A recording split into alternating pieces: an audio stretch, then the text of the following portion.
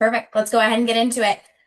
Today's training is going to be split up into three different pieces. We're going to go ahead and first start on the TA side. So everything you need to know from a hiring manager perspective on how to be able to find your candidates, where the resume and CIs are, how to communicate with the TA team. Then we're going to go ahead and pass it over to HR, and they're going to train you on some stuff. And then lastly, we're also going to do a toss over with benefits.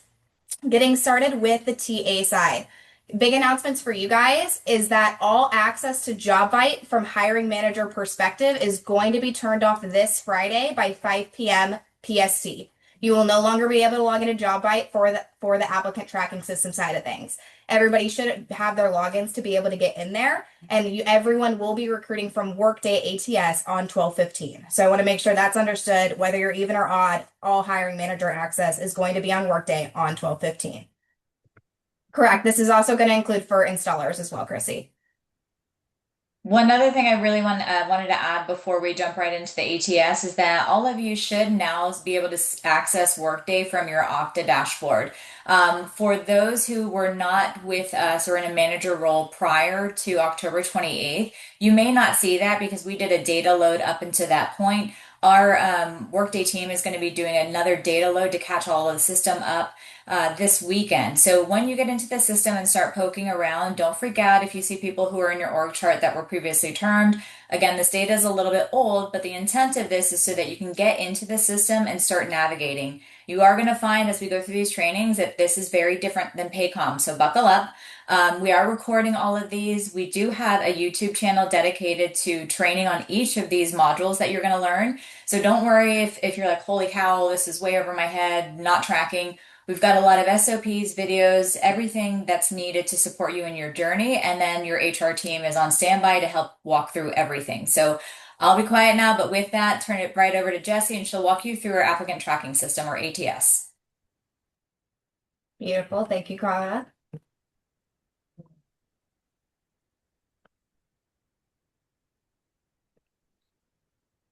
Beautiful. Verify everyone can see my screen okay? All good? Yep. Got you. Wonderful. Okay. So I hope Nick's on this call. I purposely went ahead and picked him. So this is what you would be seeing when you would first log into Workday. This is the normal dashboard. This is where you're able to see everything. Once again, first we're starting off on how you're going to be able to utilize this for finding your candidates, moving them through the system, and communicating with the talent acquisition team. First things first is when it comes to requesting for new requisitions to be open.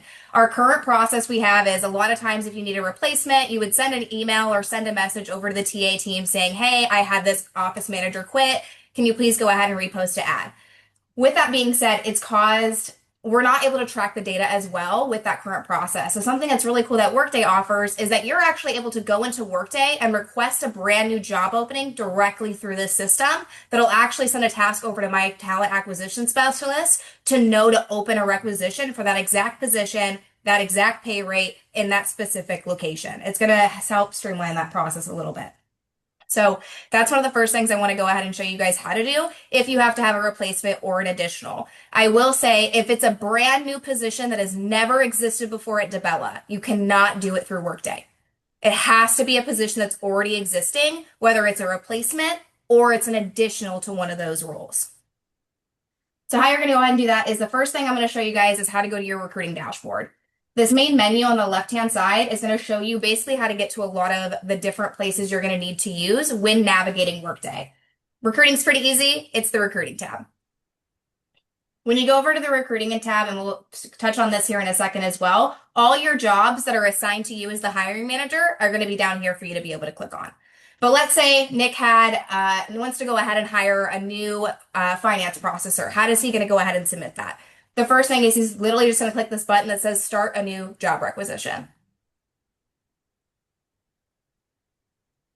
Going in here, it'll automatically make the manager him. You guys are going to see this new word called supervisory organization. That basically just means who is this person going to be reporting to? If you're going to be requesting to open a new job ad, you have to, and they're going to be reporting to you, you have to submit it yourself. I can't submit it for somebody else. It's going to mess it up. It's automatically going to make it for yourself. In this situation, it's going to give you the option that you're either going to replace a worker or you're going to add a worker. For this sake, we're just going to go inside and we're going to add a new position. And it will give you the option to also say how many people are you looking to hire for, right? Sometimes it's just one, sometimes it's two, sometimes it's three. This is going to allow us to be able to create seats on the back end for onboarding purposes. It's going to make things 10 times easier. Going down a job profile for Nick, look, there's already suggested positions that he can automatically click that are tied to him already in his org chart to make it super easy to say, yes, I'm trying to add an additional, but is it an assistant? Is it a coordinator? Is it a processor? Which type of position is it? And when you do that, it will autofill the job title. Job description in here is not required for you guys to complete because if it's already a position that's created, my team already has it, not a big deal. So don't worry about any of that. It's also going to ask, where do you want this position to be posted at? Do you want it in Austin? Do you want it at corporate headquarters? Where does that look like? Now, we'll just go ahead and do this.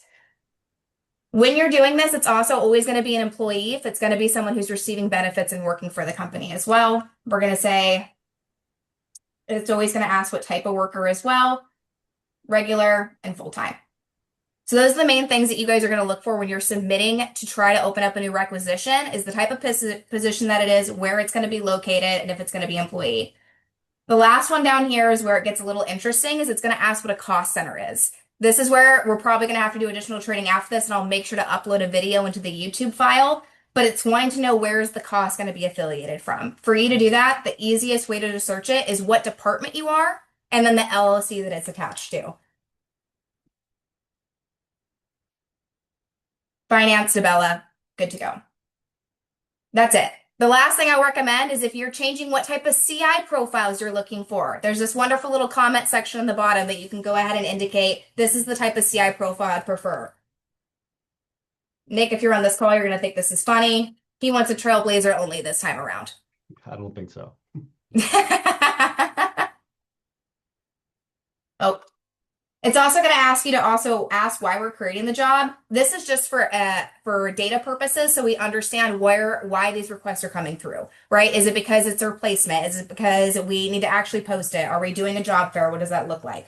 I'm going to say post for competitive fill because the intention of us creating this job posting is we want to actually post it on external career sites.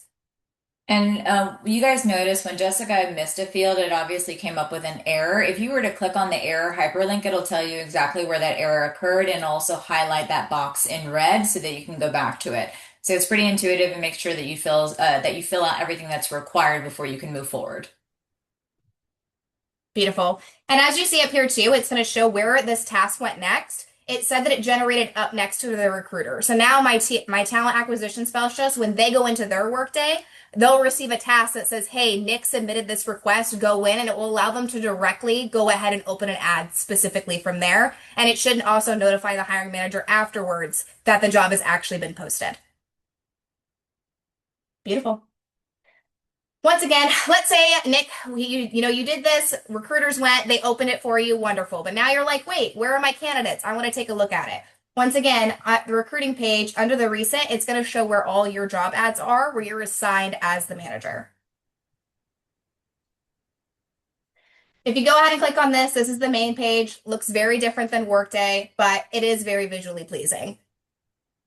Where you're going to find your candidates is going to be over here under the Candidates tab.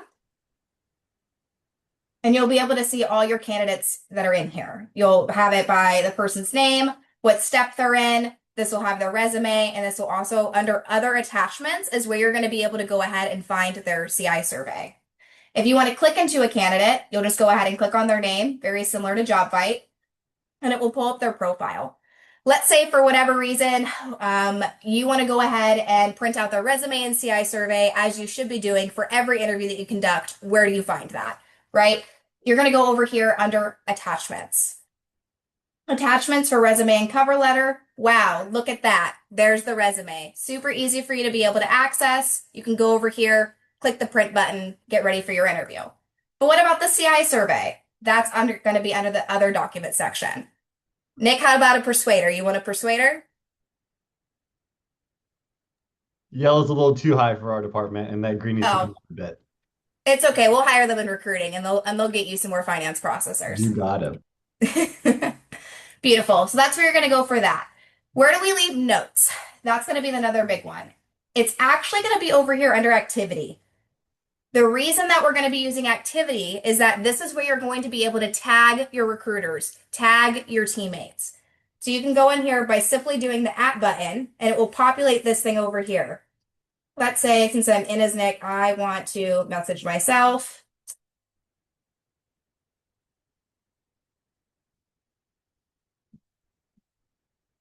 Amazing.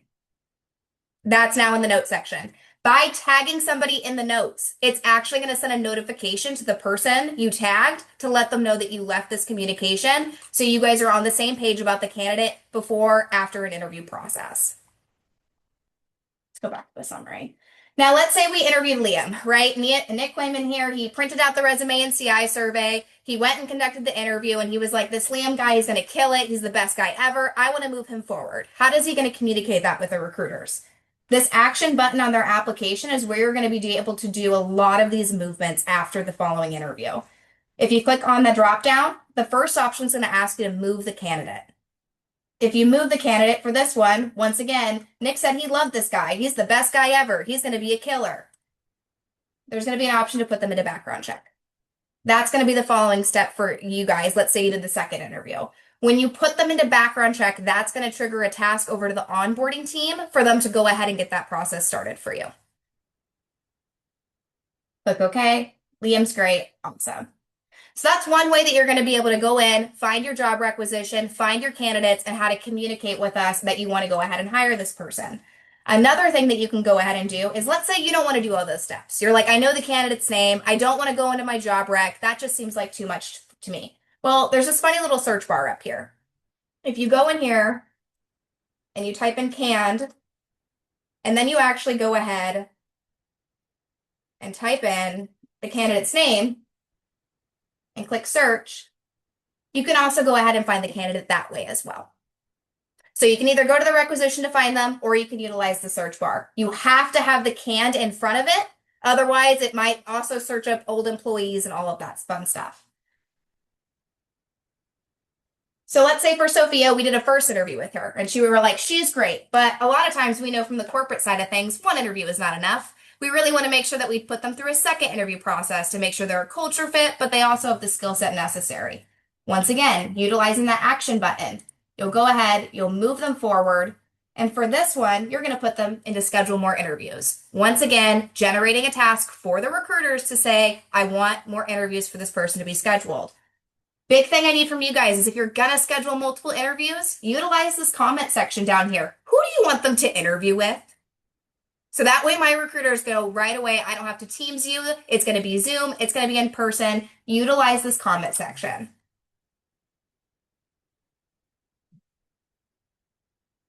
Boom. Last cool thing that's going to happen. Following every single interview that you guys conduct, if you go over into your tasks,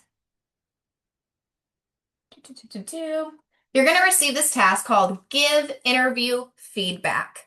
This is going to be something that's super helpful for you to be able to give feedback to my recruiters so they understand why you want to move forward with someone or why they weren't a good fit for the position. This is going to also help them to make sure that statuses are being updated and that our candidates are getting communicated with properly within a 48-hour period as promised during the interview process. So let's say for this candidate, we conducted the interview and Nick actually said, this wasn't a good interview. She was 15 minutes late. I don't even know. This is just not going to work for us, right?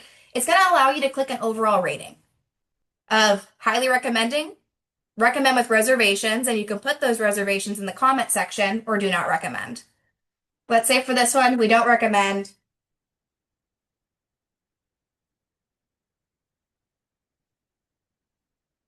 And you go ahead and you can click submit. Once again, that's going to send a task back to my recruiters, giving them the feedback. Last big thing I have for you guys, and then I'm going to go ahead and pass it over to the HR team. Referral processes are going to change a lot going into Workday. No candidate can be considered a referral if they do not apply through the Develop Career site. When they apply through the Develop Career site, it gives them the option to indicate if they know somebody in the company. And then it's going to ask them to put in what is their email address or what is their phone or their email address, their first and last name. Once they do that, it's actually going to generate a task to send over to that person that they're saying is referring them to confirm how they know them. And then that will carry through all the way to the payroll process. So once that person hits that certain tenure, the individual who referred them will receive that referral bonus. So once again, if you have any type of referral that's trying to apply and you want to make sure you get paid for that, which I really hope you do, it has to go through the career site. It cannot go through Indeed. It will not be applied and will not carry through.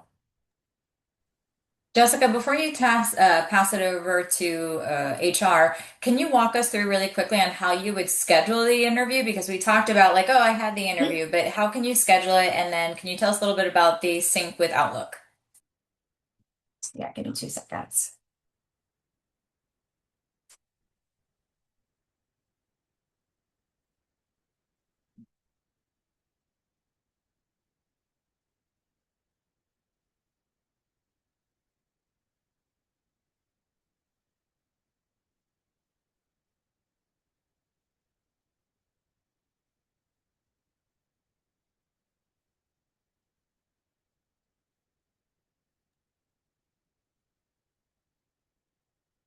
Did you already stop sharing? Yeah, but I'm trying to find a new screen. Give me 2 seconds. No worries. While she's doing that, I'll fill the void. Oh, there she is. Never I'm right mind. here. I'm quick. Don't you worry. Perfect. So let's say we have a candidate that went through the review process. We were finally able to go ahead and get that CI completed. The CI is a match. We're looking forward to moving forward with them.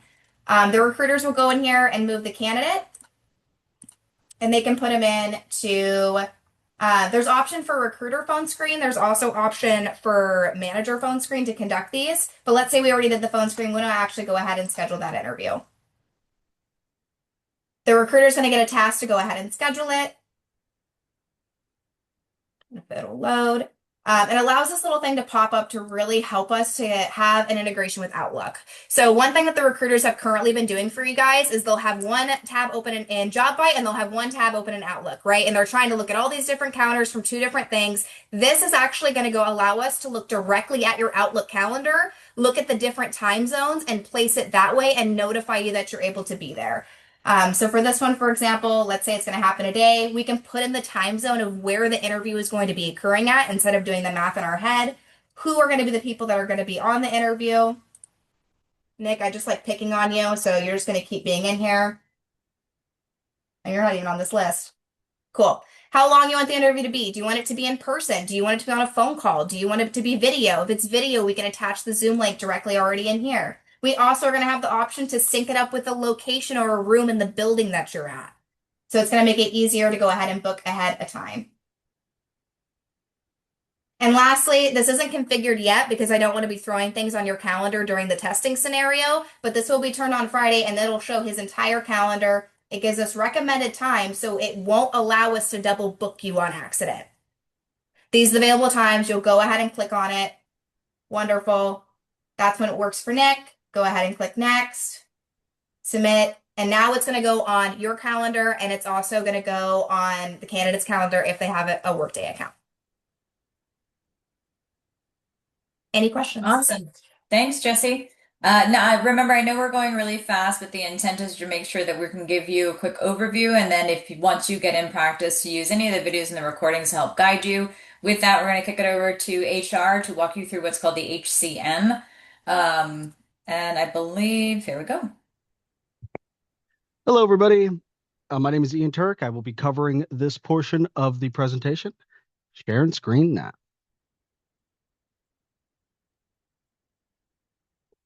Okay, can I get a confirmation that y'all can see? Perfect. So starting here, that is your landing page for Workday. For those of you that are familiar with how Paycom works, Workday is a similar beast, but different in some very key ways that I want to take a time to highlight here. As a manager, whenever you log into this main hub, you're going to see your team highlights, your team org chart, some important updates, birthdays that are coming nearby, just basic things to overlook your team.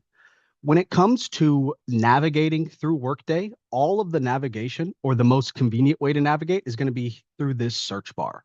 This search bar is what you're going to be using to look up people. It will also be where you're going to look up reports, and it will also be where you can look up tasks. Tasks are going to take the place of PAFs in the Workday system. So rather than having to search for a particular PAF, you're going to be looking for a task. Now, whenever you are utilizing this navigation system, Workday has a way of intuitively understanding what you're asking for whenever you're trying to use it. So, for instance, we no longer have supervisor change PAFs, promotion PAFs, or anything like that. Everything is going to be done via change job task. Now, if you're utilizing the system and you can't remember exactly which task is the one you're going to be using, you can also just type in promotion. And then we see change job right here, or demotion, or transfer. If you can't remember exactly where to go, try to type in what you're trying to do, let the system work, and figure that out for you.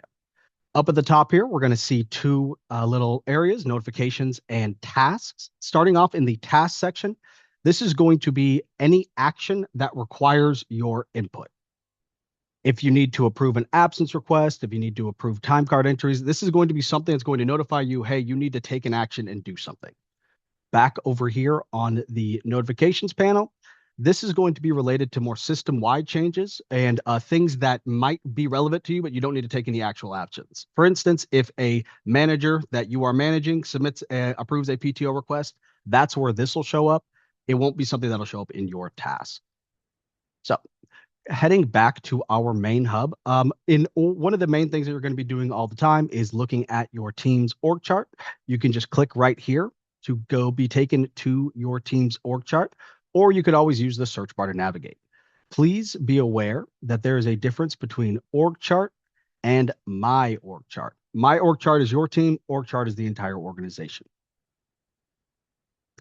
So as you're navigating through here, you can favorite things or favorite reports, favorite tasks that you utilize a lot. If you don't want to do that, you could also go over to the menu, go to the shortcut section, add in a shortcut to any sort of report, task, or external link that you're going to be using all the time. And if you can't remember whether or not you saved something in the favorites or the shortcuts, you can always just go up to this search bar and ask, what have you saved? So again, just want to emphasize, if you're trying to utilize this system, try to navigate your way through it. Last thing that we're going to be using or looking at over here is going to be the profile. If you click on the profile section, you can see where all of your information or job details are. And if you ever want to see every single action that you can take in Workday, all you got to do is click on these action things, and you can see each and everything that Workday allows you to do as a manager. Okay, so let's get on to our daily and weekly tasks. One of the most common places that you're going to be hanging out is going to be over in the time and scheduling hub over here, which is where you're going to be able to get an overview of where your team's at in terms of clocking in or clocking out. For instance, you can see the team's time off request, scroll down a little bit, see time off request pending approval. You can see who was clocked in today, who was not clocked in today, and who is missing a meal break for your team. When it comes to reviewing and approving time, you're going to go over to the Edit and Approve Time tab right over here. All you got to do is put the date or the week that you're going to be looking up and click OK. Don't need to worry about those other filters unless you want to get real technical. From here, it's going to take you to a time approval summary for your entire team. Scroll down here. Time in Workday exists into three statuses. Either it is not submitted, or it is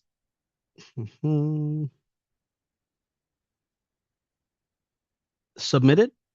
Lastly, time can be approved. The difference between not submitted and submitted is that the hours have not been approved on the employee's end. And this is a time when I want to take a quick pause to talk about some policy updates from our payroll department. There are going to be no more punch change requests in Workday. Employees can click on their time block that they've submitted and edit those time cards as long as the time card is not locked or locked for edited. As a manager, you must approve all time cards and all timesheet entries in order for those to be pulled into payroll. Because of this, we highly recommend that you, at the end of every single day, make sure that your team has their hours put in and try to address those correctly so that we don't have a lot of last minute scrambling. Just like now, time cards are going to be locking on Monday at noon of the week of payroll for processing. If you need any edits, you're going to need to email the payroll team by 10 a.m. PST that Tuesday. If you email after 10 a.m. PST on that Tuesday, payroll cannot guarantee that this adjustment will be on this payroll, and it's going to be calculated as retro pay. So you can see here on the edited approved timesheet, I can see a PTO request that is on here. If I just want to only see my PTO request, I could head down to the team absence calendar, click OK, and I could see every single time off request that my team has submitted. Another thing that y'all are going to be using a lot is expense reports. So let's show you how expense reports work in Workday. So we're going to start off here by creating a new expense report. The memo for this is going to be the theme of the expense report. We're going to call it Trip to Chicago. The company, since Sarah is going, it's automatically going to associate the LLC here, so no need to worry about that. We need, even though it's not starred, we do need to put in a business purpose for this. And since y'all are corporate, we're going to go ahead and assume that this is a corporate expense.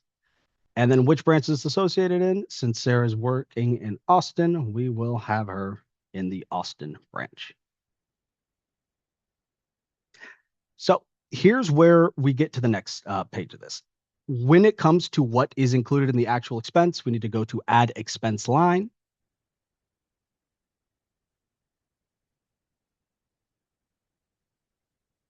Fairly simple. Put in the expense date. What are we expensing? One of the most common ones is going to be per diem. Click on that. So Workday has a cool integration to where it automatically calculates what our per diem is. So all we need to do is put in exactly how many we would want. We actually have a limit of 3. So for instance, if Sarah tries to put 4 meals on this particular expense, she will receive an error. Come on, show me that. Whoop. Per diem cannot exceed 3 meals. Another interesting part is each and every single expense report must have a receipt included on the back end in order for it to be processed. So, come on.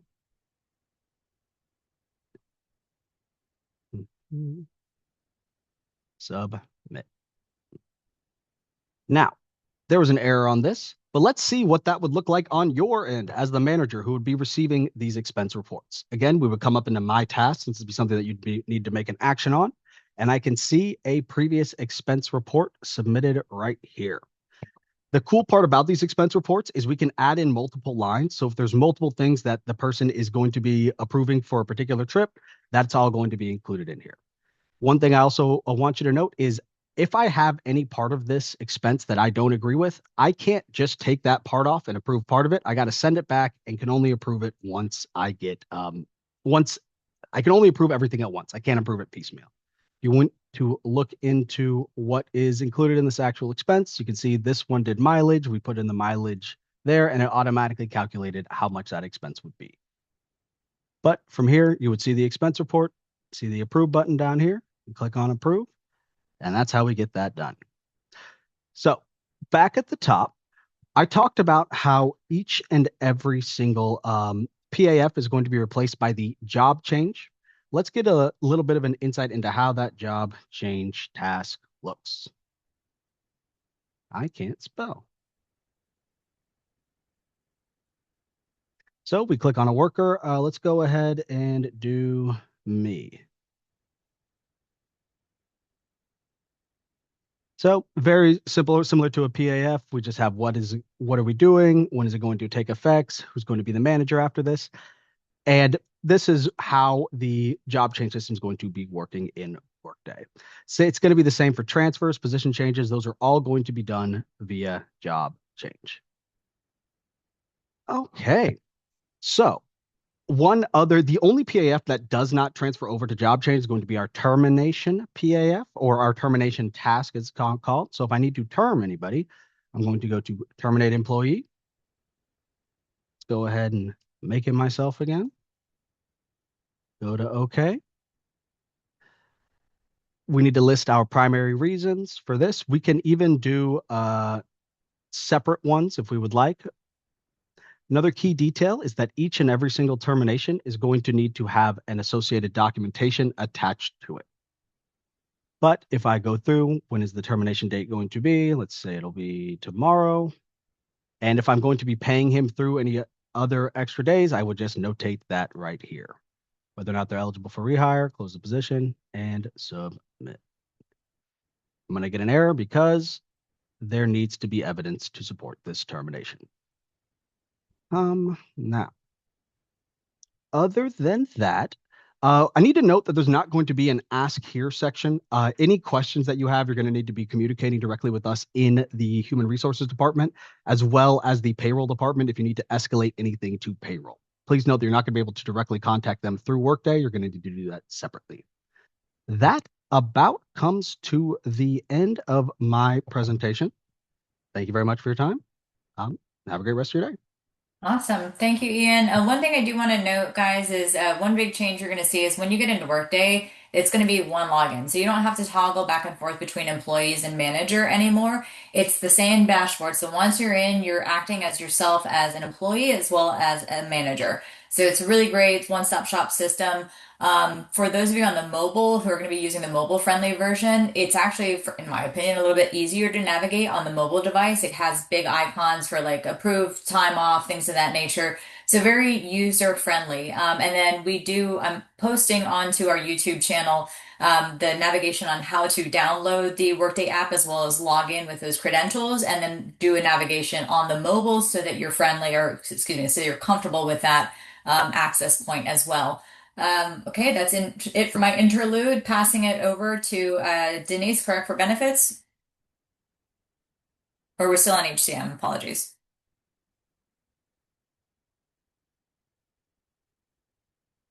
Guys.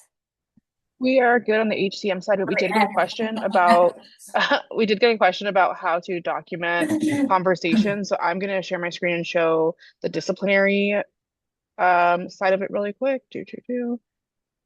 Okay, great. So Jess picked on Nick, so I'm gonna pick on Nick Armenta as well again. So I have proxied in as Nick Armenta as the manager. So if I want to start a disciplinary action, same way that we mentioned before, that task bar is gonna be right here. You've seen I already searched for it, but I'll type in disciplinary. I'll start a disciplinary action for the employee. It's going to have some help text here at the beginning in case you forget some of the conversation that we've had today. But period start date is going to be the date that incident happened. So say on Monday, the employee was out. They just no call, no showed. And I'm going to have a conversation with them on Tuesday. I'll go in, I will search for an employee.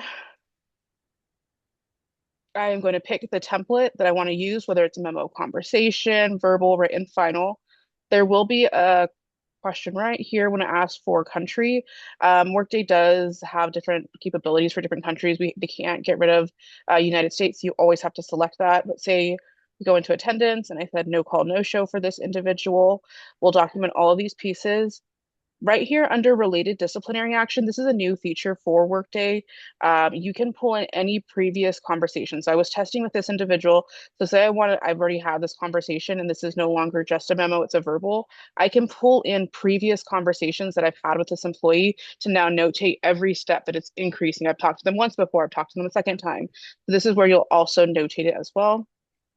I missed those dates. So we said she was out Monday. What am I missing, you all? Oh, I already created this one, so let's do this one.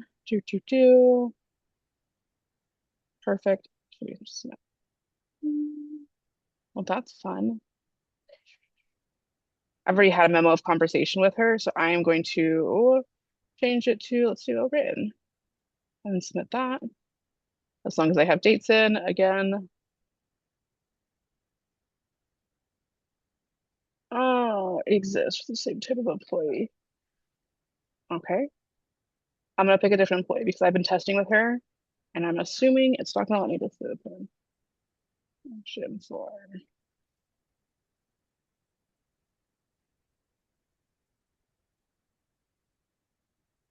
Okay, back to the same pieces.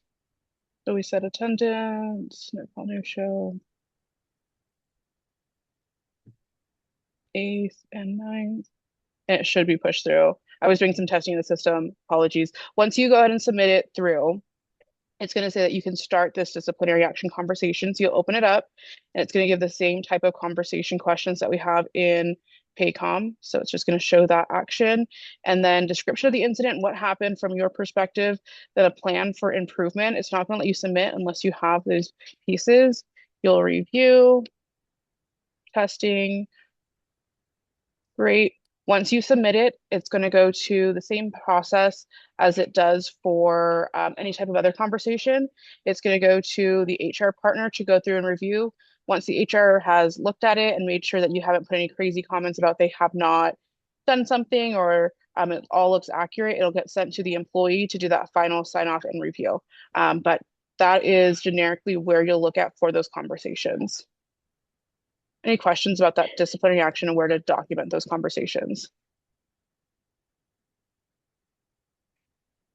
I do want to take a moment really quickly to address a couple of questions that we got in the chat. So one of the questions asked, what documentation is required for termination? So just a reminder for involuntary terminations, which means that you're terminating someone's employment with Dibella, they should always be substantiated with some type of documentation. So whether it's a write-up, whether it's a progressive disciplinary action that you've recorded in Paycom, if you haven't recorded Paycom, Jesus, Workday, if you haven't recorded those previously in Workday, perhaps you've got, email history, chat history, things of that nature that would help support the reason for the termination. You need to include those on the termination action as well. So very similar, exactly the same with Paycom. Involuntary terminations must have supporting documentation. It's not only to protect the company, it's to protect you, because in some states the manager could be held liable if things, go awry and go crazy if they want to take legal action. Voluntary terminations where someone resigns, they say, I don't want to work with Dibella anymore. That can be, you can include that because sometimes that comes in the form of a resignation letter. It comes in the form of a WhatsApp chat, a text message saying like, yeah, I've moved on to greener pastures type thing. So include any type of supporting documentation that you would have, which would help support the action in which you're requesting in Workday. So the more documentation, the better. It's more of a CYA. So if you have any questions on that, we do hold manager trainings pretty much the last Friday of every single month. And we go over all of the progressive disciplinary actions, what you should put in those, what they should look like, voluntary versus involuntary. So a lot more resources available to you on just the normal protocols on actions in the system. All right, cool. Who is up next? All right, we're going to take it from benefits. All right. 1 second here. All right, can we see my screen? All right, I'm gonna say that's a go. All right, my name is Kelsey. I'm the benefit assistant here on the HR team. I'm gonna be running you through how a new hire is gonna enroll and how the benefits dashboard looks. To first start, we're gonna go over benefit eligibility. Our benefit plans are available to all full-time W-2 active employees. New hires must wait to meet their benefit eligibility date, which is the first of the month following 60 days of full-time active employment. We do have 401k plans to our full-time employees. They must be 18 years of age and older, and they need to be working at Dibella for a minimum of 90 days. So heading over here into Workday. When a new hire goes into Workday, what's really great about this that's different from Paycom is that they can basically enroll in benefits immediately. So they're going to head up to the taskbar here. They're going to see change benefits for life event. It'll say, let's get started. Another way that they can enroll in benefits is head over to the benefits and pay. And they'll see a task here saying needs attention, benefit event. It'll tell them when they need to make their elections by. So we're going to click enroll and we're going to get started. Here's going to show the employee all the different benefits that Dibella has to offer. We have our medical, dental, vision, accident, all of our voluntary insurances such as life, the 25K given by Dibella at no cost, as well as our additional benefits like the employee assistance program, pet insurance, and our healthcare concierge service. So we're going to head in and enroll in medical. This is going to show the employee all the different tiers of medical insurance that we have to offer. We have the silver, bronze, and the gold plans. It will show the employee the breakdown of cost per pay period, as well as the company contribution. So for this sake, let's click into the gold plan and select confirm and continue. Here, the employee can add dependents. They can also make the dependent a beneficiary. If we press OK, a screen will pop up and all of the asterisks in red will need to be filled out for the dependent information. What's different about Workday is we do need the social security numbers for our dependents that we are enrolling. For the sake of this trial, we're just going to enroll as employee only and press save. Now this employee is enrolled in the gold plan under their benefit elections. We'll do dental as well. Here it shows the dental gold plan as well as the silver plan. We can press select. We'll do the dental silver, confirm and continue. We'll do employee only. We'll press save. And now this employee is enrolled in medical and dental. Another great thing about Workday is if you do not fill something out correctly, it will show you an error sign. So before an employee can go in and review and sign for their benefits, they must go into their 25K given life insurance and add a beneficiary. So how to do that is they will manage. There's nothing to select because, again, this is a given. We'll press confirm and continue. We're going to click the plus button.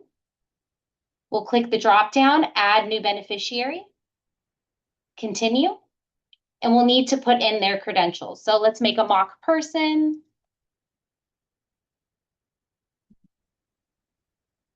We'll also need to add their address as well.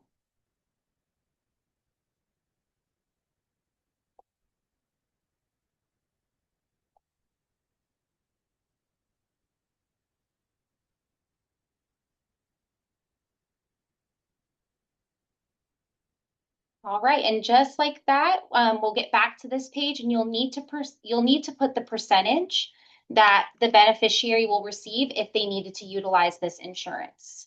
So we will press save, and there you have it. Now you have a beneficiary added to the 25K life insurance. Now, once the employee has went in and made all their elections, they can click review and sign. This will bring them to view a summary of all the enrollments that the employee has clicked and enrolled in. It'll show them the coverage begin date, when their deductions will start coming out of their paychecks, the coverage level. It will also show the employee the benefits that they waived as well before pressing submit and continue. Their contribution as well as the company contribution. They will need to press accept. And once they press submit, their selections have been submitted. So a really great feature is their 2025 benefits statement. They can click this open. And again, they can see when their coverage begin date is, when the deductions will begin. They will also be able to see any costs that will be coming out of their paycheck on a biweekly basis. They can actually print this document as well as download it as a PDF. So heading back in, as we know that once they've made their elections, that they cannot make any changes to their elections unless it's the company's annual open enrollment. But if they do have a qualifying event, again, just so if everybody knows, a qualifying event is a life event such as marriage, adoption, birth, loss, or gain of coverage. If an employee experiences anything like that, they have 30 days to submit a change in this qualifying event within Workday, and they will need to have supportive documentation on that. So I do want to show you guys once their portal is closed and they've made their elections and they want to make changes. Say I had a baby. Awesome. They're going to go into their benefits and pay, and they can click this change benefits button. This will bring them up to the area where they can submit their qualifying event. It has instructions for the employee as well as a list of all of the qualifying events and the documentation needed in order for us to approve or deny the qualifying event. So we're going to say it's a birth.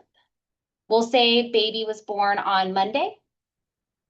It'll show all when the elections need to be made by, as well as all the benefits that DaBella offers if the qualifying event is approved. So that is going to conclude that portion for the qualifying event. There's a couple more things I want to touch on before I hand this over to Denise, is that we do have these two really great resources and links. If an employee comes to you and they're asking questions about their benefits, their coverage, or maybe they're enrolling and they want to see a little bit more information, they can click this link down here. This is the benefits website. It's a very easy, digestible site that is basically our benefits guide, but in website form. So they can go over here, review eligibility, how to enroll, plan costs. Also, our plans, just as an example, if we go into medical, all the plan comparisons, the different levels of coverage that they can expect to pay, as well as, prescription information on here. Heading over here, you also see health savings account information that is tied to our silver plan and all of the voluntary insurances, employee assistance program, and additional benefits such as our pet insurance. The last thing heading over here is going to be the 2026 benefits guide. The employee can click this link, and once they click it, they can download it as a PDF direct to their phone or device. Again, we know benefits is a very personal thing. We're always here to help. So if you ever have an employee who has questions or anything specific that they want to walk through, please have them reach out to mybenefits@dabella.us. We love questions. We love helping everybody. So please send them our way. And with that, I'm going to pass it over to Denise for some accommodation and leave. Thank you, Kelsey.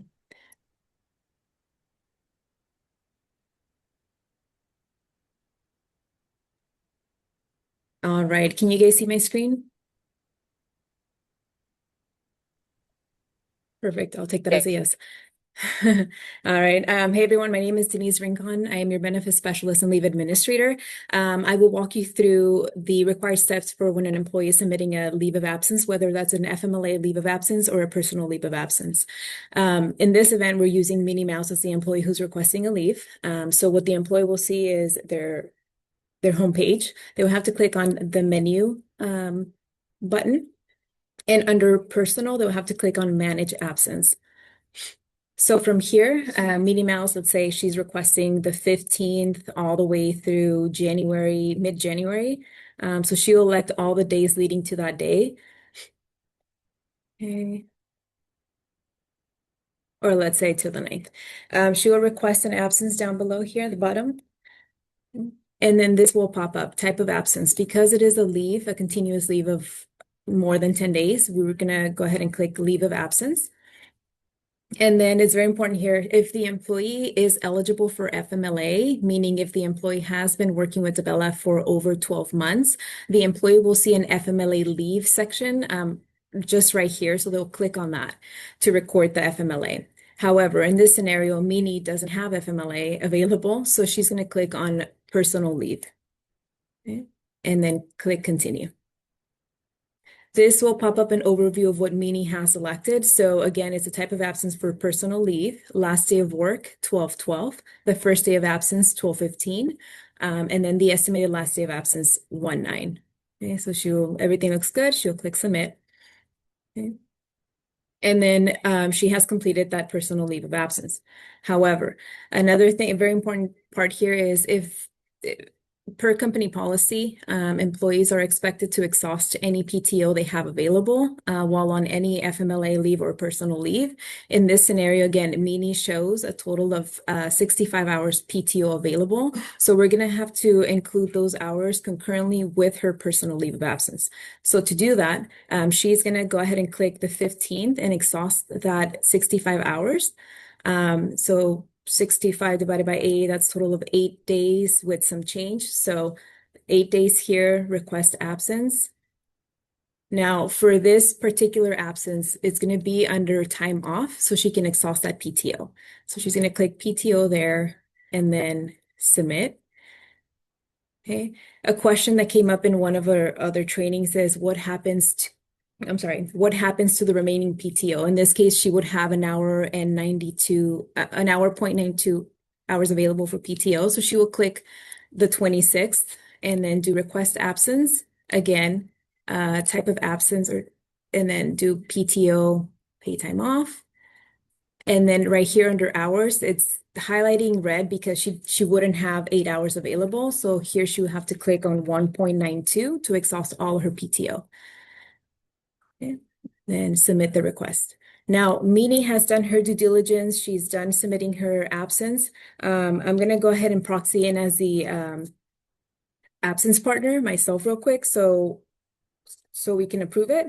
And then we'll head over to the manager side so you guys can see what the manager's portal look like. So proxy. Okay. All right, so this is my absence profile. So I'm going to go to my task.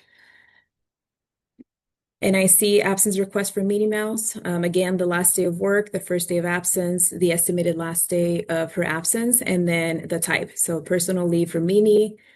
Looks great. I'm going to go ahead and approve it. I'm going to proxy in as a manager real quick. So in order.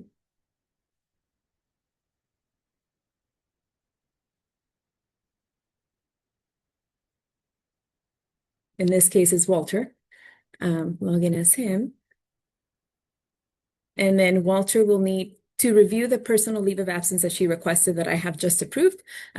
Walter is going to click on the notifications bell. And he will see the absence request for Minnie just right here. Walter will need to click on the hyperlink, which will take him to see the overview of her request. So again, the last day of work, the first day, the type of absence for Minnie Mouse. It is very important that you guys as managers are checking this on a daily basis because this is pretty much your notification that the employee is going to be gone for a duration of time. So you can plan coverage for your department. So that's that on that end. However, remember that Minnie did request PTO as well. That is something that the manager will need to approve on their end. So this is how you view the request for personal leave. However, to view the request for PTO, the manager will have to click on the My Tasks under or next to the bell. And you will see two requests. So the first absence is the 8 days that Minnie applied for. So she has a time. Let's approve that. And then there's another one for that 1.92 hours remaining that she requested to exhaust her full-time leave or her PTO. So then you will have to approve that as well. Okay. One last thing, the manager can also view the employee's calendar by going to the menu and doing manage absence. This will pop up the calendar. The manager can switch worker and enter Minnie. And the manager will have an overview of Minnie Mouse's PTO request and leave request. All right, that will summarize the leave request on my end. Any questions, comments, concerns? I am going to jump in really quickly and just highlight a couple of things. When we're talking about leave of absences, whether it's medical or personal leave of absence, those types of things from an employee perspective need to be communicated to our benefits team. And obviously Denise is here. You see her face. She is our leave administrator. The reason that is because each employee, depending on their state, depending on their tenure, may have leaves that are available to them per the state or federal guidelines. So it's really important that you work through HR, one, for us to be able to let the employee know what leaves they're eligible for and to ensure that it's being documented and approved through the right protocols and channels. What we hate seeing is like we'll get an email saying, "Oh yeah, I need to turn in money for my benefits payments because I'm on leave," and we're like, well, "We had no idea you were on leave." And turns out maybe that this person was eligible for FMLA, which it's not being coded as such. So it creates a monster of a mess when it's not done properly. So in the handbook that was just released, we do have information on what leaves are available to employees, information on FMLA, what that means. But when in doubt, you can always message our benefits team and they'll be happy to walk you through a situation in which maybe an employee asks you, "Hey, I need to take a leave of absence because of XYZ." When in doubt, reach out. It's the best course of action. You create a nice partnership with your benefits and HR teammates as well. Thank you so much, Denise, for that. I am going to have Sarah jump back in and kind of go over a few other things on the HCM really quickly that you guys as managers should be aware of. And she's already teed up. That's my gal.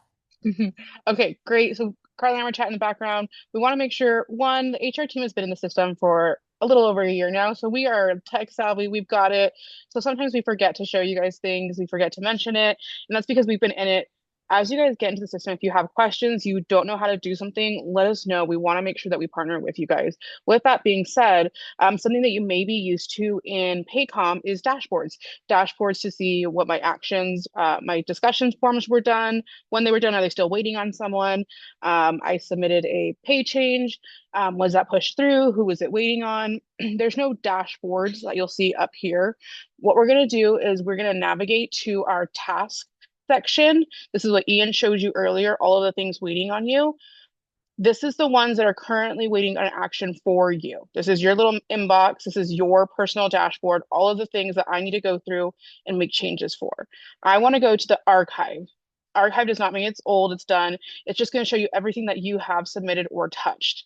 This is the one, if you remember early in the call, I used Nick as an example. We pulled into a disciplinary action and it's still in progress. It's showing my overall status is still in progress. And I select the progress button and I can see awaiting action.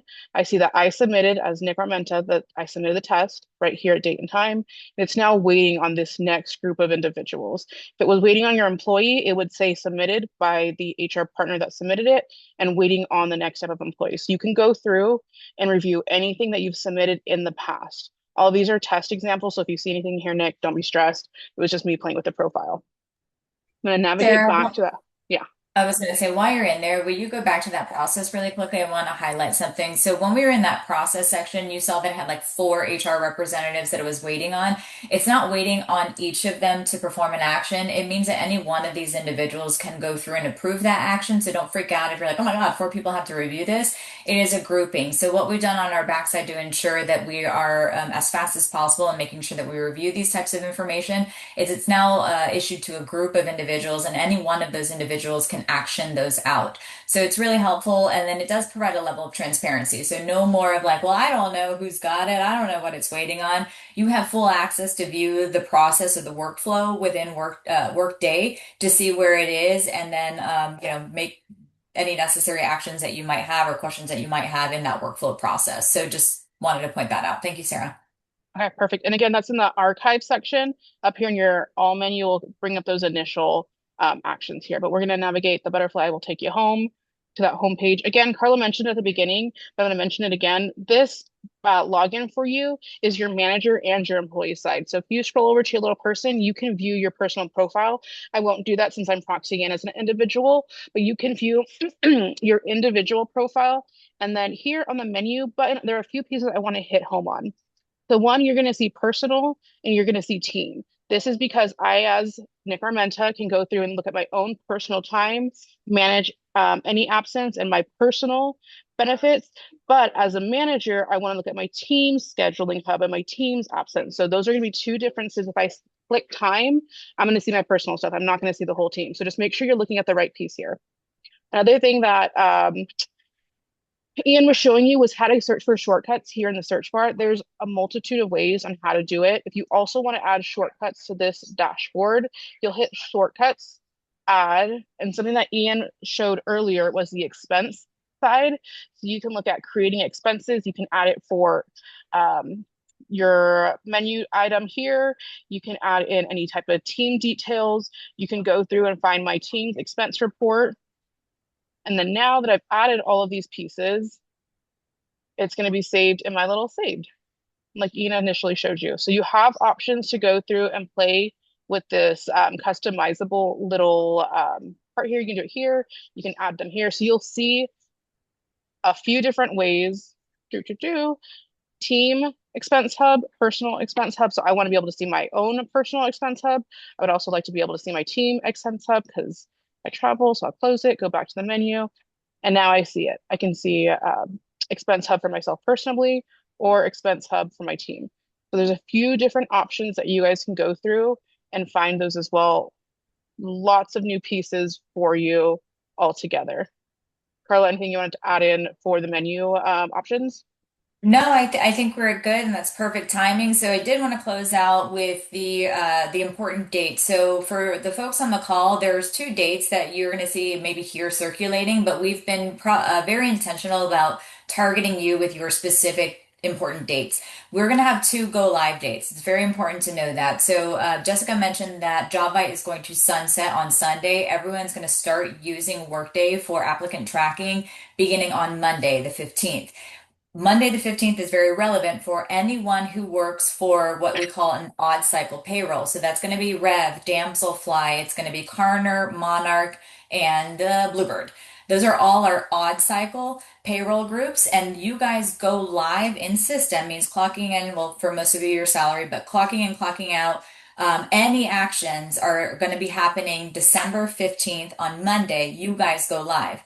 For those employees who are Debella, Viceroy, or Kaleidoscope, you guys go live in system for your actions and things of that nature on December 22nd. You will be, for those of you who are on that even cycle, again, Debella, Viceroy, Kaleidoscope, you guys are going to be using two systems. So like I mentioned, ATS starting December 15th for everybody. And then your action items, your go live dates are relevant to the LLC that you're associated with. When in doubt, again, I've been targeting you guys with specific emails on you go live in 1 week or you go live in 2 weeks. Pay attention to those emails and make sure that your teammates are aware of those as well. And again, you will be accessing Workday via Okta. So that's going to be the same for on your desktop as well as a mobile device. It's really important that you and your teammates are aware of what those Okta credentials are. And if you have questions or if your teammates have never ever logged in or used Okta before, they're likely going to need an Okta reset. So submit a ticket to IT support at debella.us. They'll get you squared away so that you can access the system. We are expecting a multitude of questions come go live on Monday. I'll be in Portland helping with anything that we have there, but IT is on standby to help folks with resetting passwords, things of that nature. But I understand that this is a massive change, so don't be afraid to ask questions. We've already gotten a ton of them, so we're here to support you guys in this journey. This is going to help a lot of us just simplify the processes and make sure that the integration in our other systems like Salesforce are working seamlessly. So we appreciate your patience. We'll help guide you through this process. And then again, if you have any questions, you've got your HR team as well as the YouTube channel, which we released an email this week as well. So I'll send another email out to you guys again with report and reminders. But that is it for us today. Thank you for spending your time with us, and we'll see you guys on the flip side. Thank you, folks. Have a great day.